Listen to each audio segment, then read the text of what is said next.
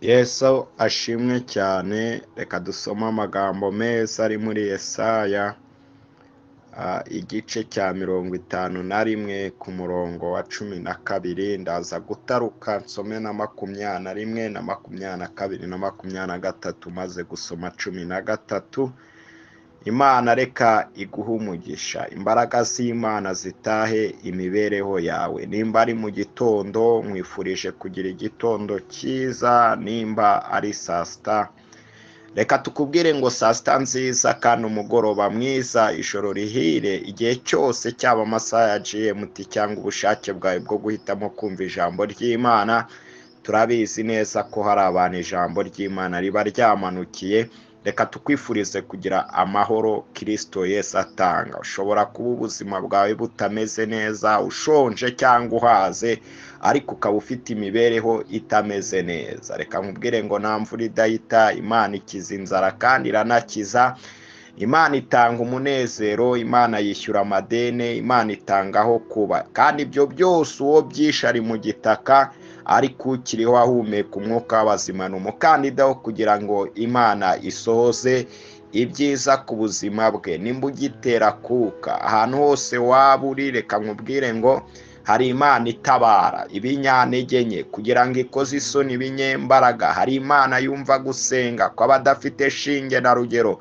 Uyu munsi uri kwa muganga cyangwa ufite uwawe uriyo, uri ku gisasiro mu rugo iwawe, uri ku gisasiro mu nzu y'imbohe cyangwa ufite uwawe uhari, reka nkubwire ngo hari Imana itabara ibinyantege nke kugira ngo ikoze isoni ibinyembaraga. Ndacyabivuga, ndacyabisubiramo. Abaririmbyi baherutse kuririmba bari mu mwuka bangwa bamwemeye bakamwizera, yabahaye ubushobozi bwo kwitwa abana b'Imana. Reka nkubwire, nimba udafite uwo mugabo bita Yesu, utamwizera, ukumva bamwe bamuvuga ukamufata uko ushaka, ariko urimo urahomberwa. Reka nkubwire, urakwiye kumwiringira kuko niwe nzira n'ukuri n'ubugingo.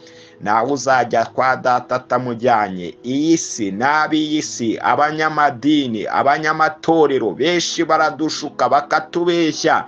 Nibatubwire ibya Yesu, batubwira gufasha abarwayi, bakutubwira gufasha imfubyi, ariko nibatubwire urupfu rubi Yesu yapfuye ku musaraba, ku munsi wa gatatu akazuka, akemera kwambura ubusa, akemera kwambura ubusa akagaragara, biteye isoni neza ku bwanjye nawe. Mu by'ukuri umuririmbyi aravuga ngo nta soni mfite uretse iz'ibyaha byanjye. Reka nkubwire, umuntu wese utizera Yesu ni umunyabyaha. Uwo nguwo rwose arahamagarwa, ntagaciriweho iteka, ahubwo arahamagarwa ngo aze aruhurwe iyo miruho n'imihate bimuriho. Kandi iyo miruho n'imihate bimwatatse, kuko Kristo niwe mahoro. Utamufite nta mahoro agira. Kandi hari igisobanuro cy'ijambo rivuga ngo nta mahoro y'umunyabyaha. Umuntu wese udafite amahoro mu by'ukuri hari ikintu aba arimo kubura. Kandi isezerano ry'amahoro ni isezerano ridakuka, umuntu wese agomba kwiyumvamo akabyizera.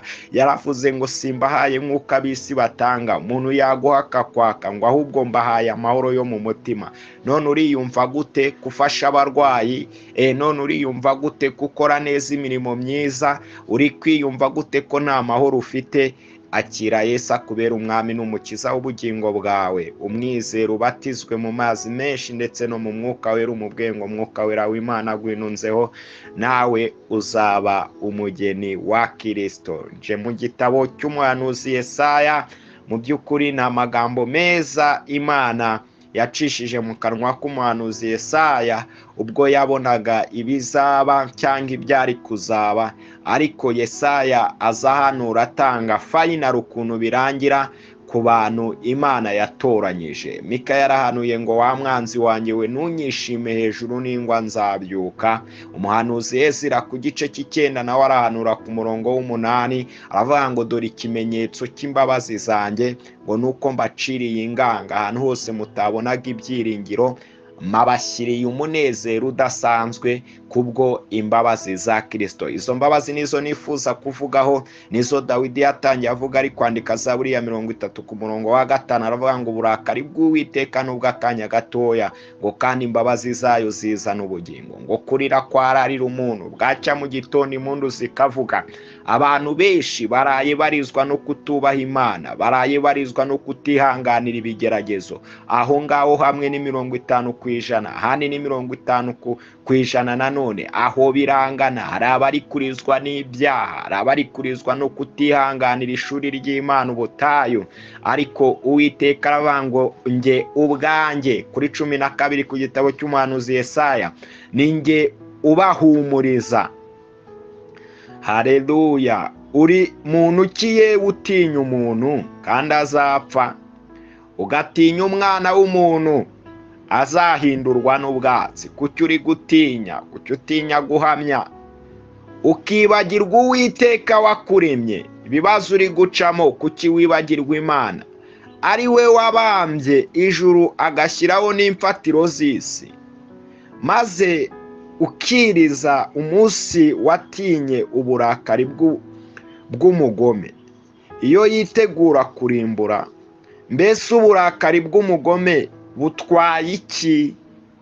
Nuko rero noneho umva ibiye urengana, ugasinda utanyoye. Hari igihe uba mu bibazo, mu bigeragezo, hari igihe uvuga ngo Uwiteka arana, eida warabitewe nuko wavuye ku Uwiteka ukibagirwa yaragushyize muri Kanani, yaguhaye urugo, urangije uribagirwa, wigira muri za jimu na za sauna, wibagirwa amateraniro, wigira mu maresitora meza, urasohoka wibagirwa gusenga, Uwiteka kwima amaso. Umuhanuzi Yesaya yahanuriraga ubwoko bwa Isirayeli bwari bwaragomye Imana ikabuhana mu maboko y'abanyamahanga. Noneho Uwiteka Imana ikababwire icyo waba uri cyo cyose, waba uri wowe wese, Uwiteka atari kumwe nawe watarara, wamwara. Mu yandi magambo, rero uyu muntu Uwiteka yahumurije umutima we, ntuwari wasinda gatanyoye. Murabizi si ngombwa ngo tujye kure wowe uri kunyumva. Hari igihe wumva uri ikintu cy'igishoshongwe ukagira ngo nta bwenge ufite, umutwe ugatakara kubera ibigeragezo, tutiriwe dutondora, wowe gusa upfe kumenya icyawe. Gusa Bibiliya irahumurije ngo nuko rero umva ibiye urengana ugasinda utanyoye. Umva ibyo Uwiteka umwami wawe, haleluya, kandi Imana yawe iburana urubanza rw'abantu bayiti, dore nkwatse igikombe cy'ibidandabiranya, ari cyo gikombe cy'umujinya wanjye wari ufite mu ntoki, ntuzongera kukinywaho ukundi. Bundi hari igihe, reka babwire, ndumva ngeze ku munota wa 7, kandi mu by'ukuri ngiye kukubwira ikintu bita igikombe cy'ibidandabiranya. Noneho akikubitamo akantu kamwe konyine ngo ni igikombe cy'ibidandabiranya, ngo ariko ngo cy'umujinya w'Uwiteka. Urakikorera nta muntu upfa kubimenya, wowe muba mubiziranyeho ukayitinya, ariko abantu bakaguse. Nta n'umuntu wabwira ko ufite igikombe cy'ibidandabiranya. Wese wabivuga gute waraciye umugabo wawe inyuma uzi ko niwihana ruhita rusenyuka? Biragoye, kandi aho hantu nta mahoro uhagirira, uhora utinya uwo mwabyaranye ngo azabivuga. Icyo gikombe rero kiza nyuma yo gukora icyaha, kiza ari umujinya w'Uwiteka yarakuburiye, ukabyanga ukavuga ngo wapi, ngo ni se. Reka nze mbabwire, reka niwumuririze umutima wawe, ngo nkwatse igikombe cy'ibidandabiranya, ngo ari cyo mujinya w'Uwiteka, ntuzongera kukinyweraho ukundi. Uzi ko hari igihe umuntu afite igikombe cy'ibidandabiranya abandi bagafashwa, we ntafashwe. Noneho wagira n'ibyago hakaza abavugabutumwa nabo bagukomeretsa wifitiye igikombe cy'ibidandabiranya. Kavuga ngo kuki umuntu adafashwa, ngo ujye umuhunga, bakaguhunga ukagira ngo abantu bose barakwanga bitewe na kode y'igikombe cy'ibidandabiranya, ngo ujye umuhunga. Ngo noneho nugendana n'umuntu ukabona nafashwa, ngo ukabona Imana. Reka babwire, umuntu ufite igikombe cy'ibidandabiranya Imana ishobora no kutamuvugaho. Imana itugirire neza. Biravuze ngo ngishyize mu biganza by'abakurenganyaga, bakakubwira bati rambarara hasi tukugende hejuru, nawe ugatega umugongo wawe nk'ubutaga cyangwa nk'inzira y'abagenzi. Reka babwire, njye ndifuza gutinda ku gikombe cy'ibidandabiranya, ikintu kiranga umuntu ugifite. Umbabarireho gatoya unize wa matwi n'iminota mikeya nkubwire. Igikombe cy'ibidandabiranya urakigendana bakakwita umurozi ku gasozi no muri karitsiye no mu rusengero. Usanga umuntu ufite igikombe cy'ibidandabiranya mu mwaka ashobora gusohoka mu matorero 7, kandi yose aho ageze bakamwita umurozi, akimuka akajya icyangugu, cya gikombe cy'ibidandabiranya kikamugendaho. Reka babwire, umuntu ufite igikombe cy'ibidandabiranya kubera gutanga avanse nyinshi, apanga ubukwe yaramenye ubwenge, avuye muri 24 agatangira kumenya ubwenge, akamenya ko abasore bose ari indyarya. Uzasanga bangwa abasore b'abarokoreni ufite igikombe cy'ibidandabiranya, kandi abasengamo akavuga ngo nawe kwizerwa abarimo ariko niyizerana nabo, kandi nawe baramureka nyine bakavuga ati reka tukugende hejuru, buri insuzuguro ariko turashimiriye ihori hose. Reka babwire, nubona umuntu w'Imana wagwagwa ujye wituriza. Mika nababwiye ngo yarahanuye ngo wa mwanzi wanjye we ntunyishime hejuru, nubwo nagwa nzabyuka, kubera ko uyu muntu ari mu mugambi w'Imana.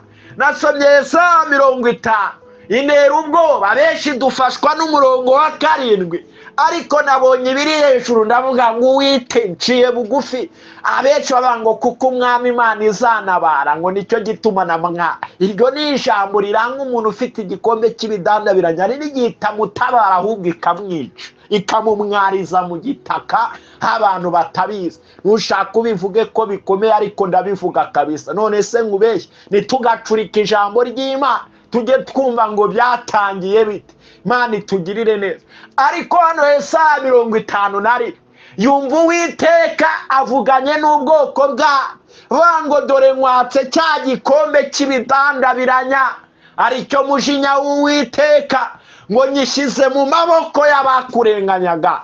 Sema haleluya. Mama, reka nkubwire papa, mwene data, mushiki wanjye, hari igikombe cy'ibidandabiranya wari ufite kubera amakosa yawe yo muri past, kubera ko Imana itita ahejo yituye umunsi waciye bugufi. Hari Uwiteka Imana uje kukuburanira. Shaka kuzazaho gatoya, Imana izamfashe. Umuntu ukurikire link nkubwire ngo ndashaka kukubwira ikintu kiranga umuntu ufite igikombe cy'ibidandabiranya, kandi tubitangira aho byahereye. Apana kwakira ihumure nawe uribe muvuge ngo ni ihumure ry'uko Imana yongeye kungirira imbabazi zuko. Reka babwire, bundi iyo ukosheshe kuri guverinoma, nze mbinjirire muri diplomasi, ndahita mbihuza n'aka kantu. Muri guverinoma ushobora gukosa ukanga gutanga mituweli runaka y'ahantu, kubera ko baba bazi politike na diplomasi. Si mituweli gusa wanze gutanga, bakanongeraho yuko ugumura abaturage kandi ntabyo ukora bitewe n'uburyo wowe witereye. Aho nagaciyemo nukugira ngo byo no mu buryo bw'ubumana. Rero Imana yikuretse, niyo mpamvu Yesaya yahanuye 22 ku murongo wa 22 ngo niyifite urufunguzo rw'inzu ya Dawidi, ngo ishobora gukinga, ngo ntihagire ukingura yanakingura naye. Rero iyo ubaye muri uko gukinga kw'Imana wananayifunganya umutwe. Nge nibutsa abantu, Imana igikina ku mibyimba. Ujye usoma Imigani igice cya mbere ku murongo wa 26, ngo nzagukina ku mubyimba ibyo watinyaga bikugezeho. Rero ariko ijya ibasha kureberera umuntu wa. Niyo mpamvu yavuze ngo noneho icyo gikombe cy'ibidandabiranya gishyize mu maboko y'abakurenganyaga. Kandi abo bakurenganya ni Imana iba yanabashatse, ahubwo nuko bashyiraho no kugukandagira. Musumwe Imana yigeze iganira na Nebukadinezari, umwami w'i Babuloni. Namuga ngo Nebukadinezari we, nge naguhaye ubwoko bwanjye ngo uburenganye gakeya. Nebukadinezari rero ni umuntu arakandamiza cyane, ariko kubera ko wabakandamije iteri yu Nebukadinezari, ndashaka kuhorera ubwoko bwanjye, kuko narakubwiye ngo kubita urushyi ukubita n'umugeri, ndakubwira ngo kubita umugeri uterana tsuki. Reka kubwire, iyo umuntu agiye kugufata y'ijambo, agiye kuba umwarimu wawe, aragukandamiza kurenza uko Imana yabimubwiye. Ni nayo mpamvu bihinduka bikaza ku mwanzi wawe. Urundi rugero nshaka kuguha, hari igihe abantu bakora kiritike, umunsi umwe Imana irakarira Zofari na Burudadi, kandi Zofari na Burudadi na bagenzi be ari Imana yabazanye, irangije irababwira ngo Zofari na Burudadi we ndabahagurukiye, umushinya wanjye urabaziye. Baravuga ese Mana ko twakoze ibintu mu gukiranuka? Ati oya, ngo mwavuze umuntu wanjye nabi. Reka nkubwire, nubona umuntu Imana yaretse barakoranaga baragendanaga, ujye ushyiraho kweshoni Imana. Reka nkubwire, Uwiteka Imana kwatsa igikombe cy'ibidandabiranya, ndahanurira ubuzima bwawe yuko ubuzima bugiye kongera gutangira bundi bushya. Reka mvuge ngo amen. Uwiteka Imana ubivuze kandi avuganye nawe. Imana ihindura amateka y'ubuzima bwawe. Ni mwene so Pasiteri Imana ishimwe Emmanuel. Muri ino minsi ndi mu mwuka wo gusenga Imana, muri ino minsi ndi mu mwuka wo gufatanya n'abantu gusenga, kugira ngo duhumurizanye umutima kandi ducunge izamu rya Kristo, turusheho kuzamura ibendera ry'ubutsinzi iryo Kristo yazamuye igihe yaducunguraga. Ni uguteranya 250 7 8 4 6 8. Gira ibintu bibiri wizera biri ku buzima bwawe cyangwa ku nshuti yawe cyangwa uri gutekereza, natura amagambo akomeye ku buzima bwawe. Mwami Yesu, uyu muntu arizeye, yizeye bibiri cyangwa byinshi, kuko ubasha gukora cyane biruta cyane ibyo tugusaba. Ndagushimiye ko ubishoje, ni mu izina rya Yesu, amen.